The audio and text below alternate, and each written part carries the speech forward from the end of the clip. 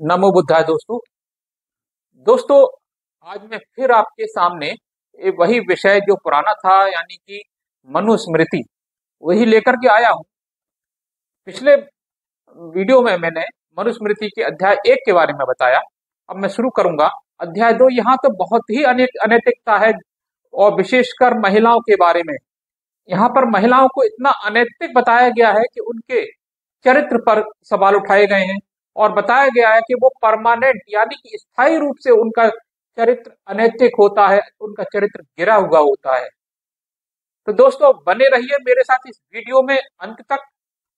और अगर ये वीडियो आपको अच्छा लगे थोड़ा सा भी, तो इसको लाइक कीजिए, चैनल को सब्सक्राइब कीजिए दोस्तों। तो दोस्तों, बिना देरी किए हुए मैं इस वीडियो को शुरू करता हूं और आपको ले चलता हूं द्वितीय अध्याय के श्लोक नंबर 7 पर, जिसका अर्थ इस तरह है। मनुस्मृति में भगवान मनु ने वर्णाश्रम के लिए जिन धर्म कर्म आदि का विधान किया है, उन सब का आधार वेद ही है। यानी कि इसमें मनु बताते हैं कि जो भी इसमें नियम कानून, जो कायदा कानून दिए गए हैं, जो उन्होंने कायदा कानून इस पुस्तक में बताए हैं, उन सब का आधार वेद है। यानी कि वो सभी वेद से लिए गए हैं। ऐसा नहीं है कि उन्हें अपने स्तर से, अपने मन से ये सब गढ़ दिए। ये इनका आधार वेद ही बताया है। इसके बाद अगले श्लोक पर चलते हैं। अगला श्लोक है 31वां।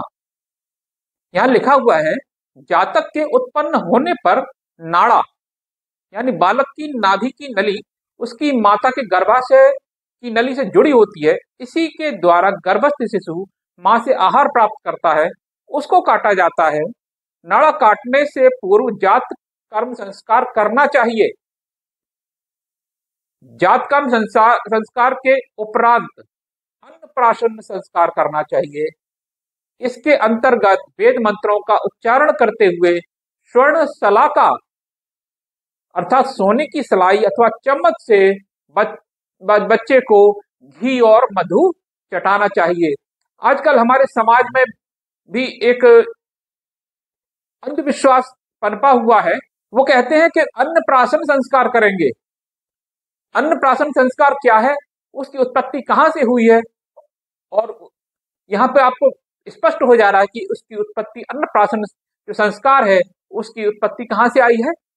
मनुस्मृति से। तो दोस्तों, अब तो आपकी आंखें खुल जानी चाहिए कि मनुस्मृति को हम अपने जीवन में, अपने संस्कारों में अपना रहे हैं, और वो दिखा भी रहे हैं।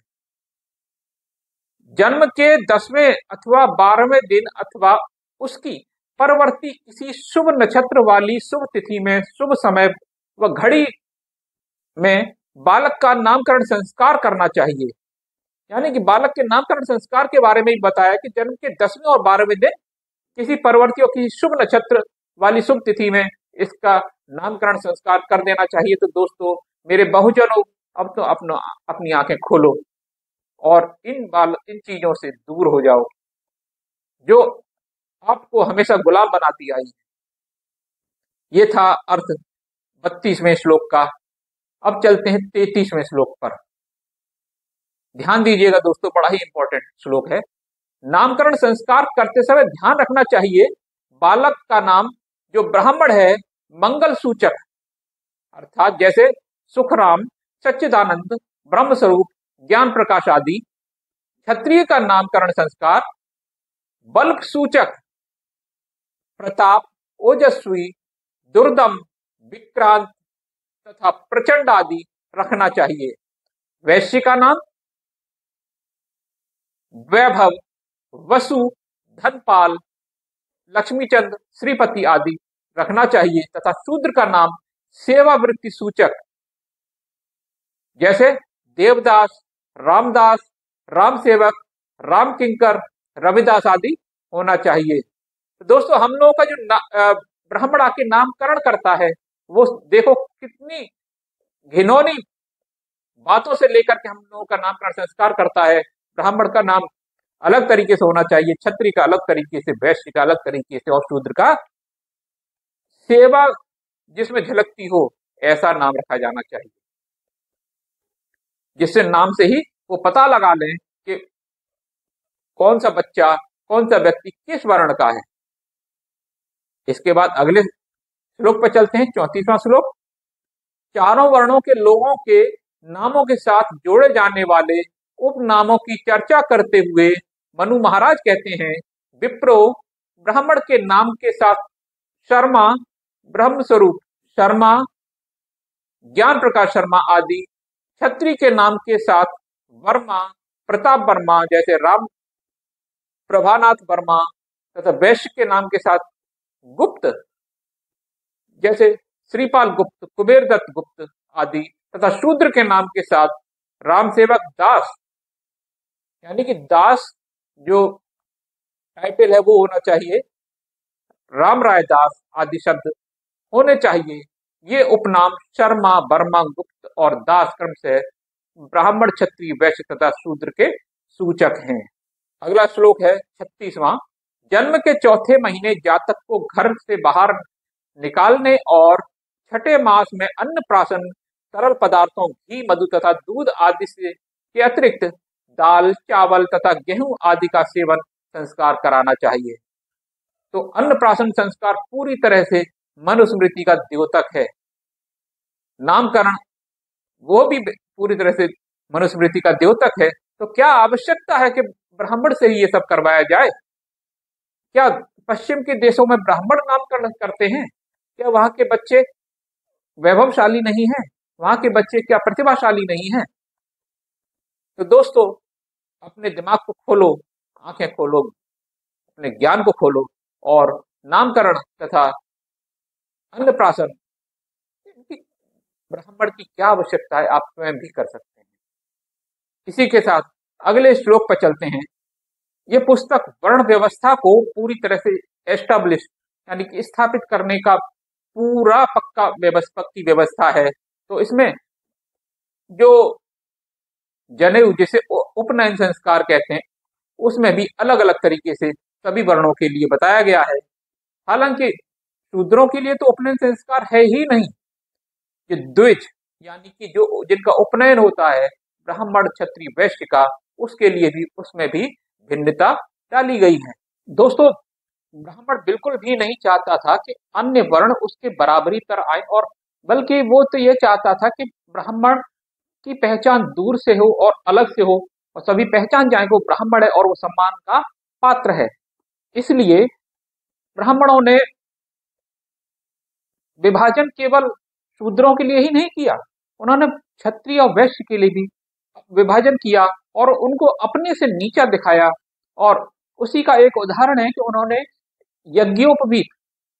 यज्ञोपवीत तो द्विज यानी कि ब्राह्मण, क्षत्रिय, वैश्य तीनों के लिए होना था, लेकिन उसमें भी यज्ञोपवीत में भी उन्होंने भिन्नता कर दी। और इसके लिए हम चलते हैं श्लोक संख्या 46 पर।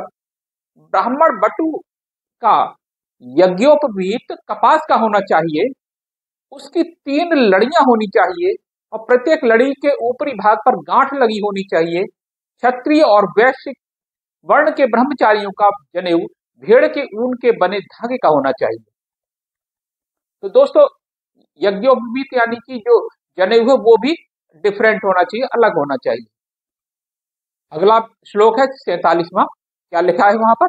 ब्राह्मण को बेल अथवा पलाश वृक्ष की, क्षत्रिय को बड़ तथा खदिर वृक्ष की तथा वैश्य को पीपल अथवा गूलर की लकड़ी का धर्मानुसार दंड धारण करना चाहिए। यहाँ तक कि जो डंडा हाथ में पकड़े या ये लाठी हाथ में पकड़े वो भी अलग अलग वृक्ष की लकड़ियों की होनी चाहिए।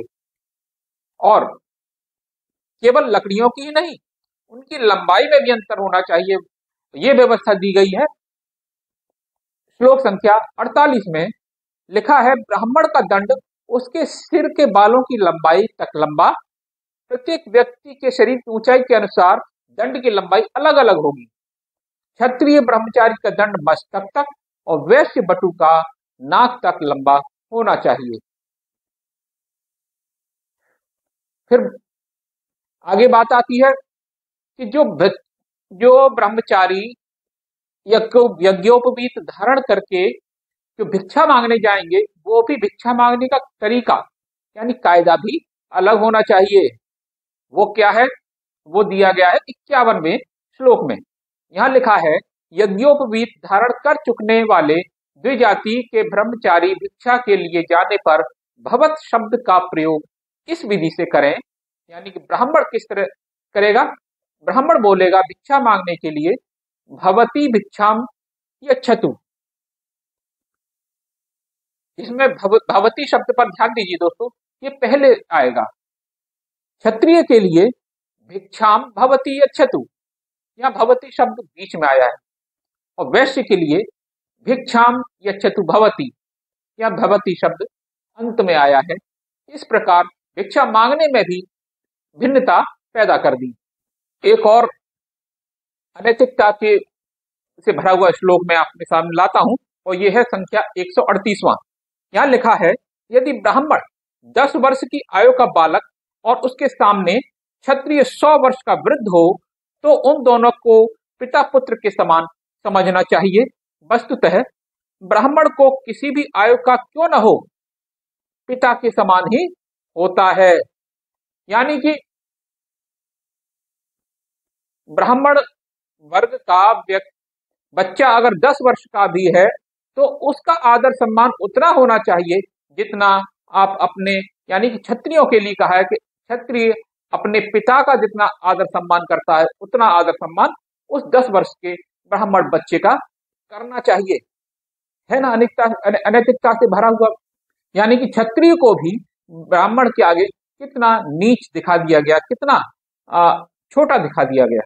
दोस्तों अब आते हैं एक और निकृष्टतम अनैतिकता से भरा हुआ श्लोक, जहां पर स्त्रियों को इतना नीचा दिखाया गया है कि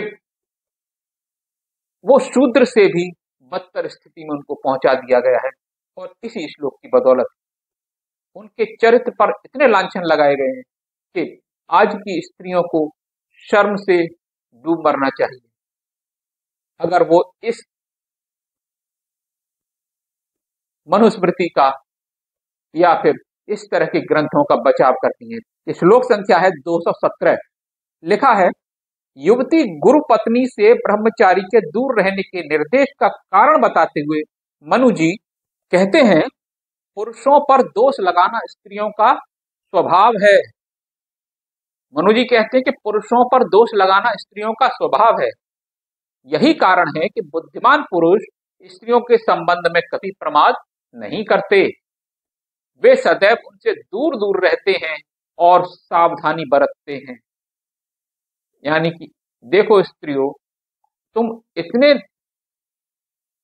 चरित्र से भ्रष्ट हो कि आपका, स्त्रियों के लिए कहा गया है कि स्त्रियां इतनी गिरी हुई हैं कि उनका स्वभाव है पुरुषों पर दोष लगाना।